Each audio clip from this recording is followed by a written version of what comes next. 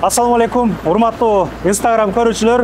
Москва жергесинде метро Рязанский проспектте Хан Ордо деген чакан ошол самсакана сатууга чыгып калды. Мекендештер, 60 квадрат метрдей жалпы аянты 30 адам кенен отуруп самса жегенге болот. Кааласаңыздар чакана кылып иштеткенге болот дегендей. Айлык оплатасы 400 000 рубль төлөнөт. Анан күнүмдүк выручкалары 55 000-ден 65 000-ге чейин болуптур. Ортодо кичине тынык болуп иштебей калыптыр. Чоң бизнестерге аралашып, кыскасы муну сатыш керек болуптур. Туугандар, полдуу жол-жобосун көргөзүп берем дейт. Кызыккандар болсо, эки тандыры бар экен, вытычкалары жакшы дейт экен. Холодильниктери, суу сундуктары полный, ызычууларды каяктан алат, кандай кылат, бардыгын көргөзөбүз дейт.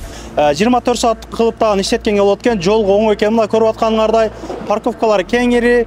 Бул жерде 3-4 самсакана болсо дагы бардыгынын өзүнүн рызкысы бар. Бардыгын кыле жакшы жүрүп атыптыр дегендейчи. Причина продажа ошондой. 2,5 миллион рубль сураттыр. Ал жагында өзүңүздөр сүйлөшөсүздөр. Нарак бирактар менен полный договорлор бар дейт. Эч ким келип тынчыгын албайт дейт. Калганын чалып сүйлөшөлөт туугандар.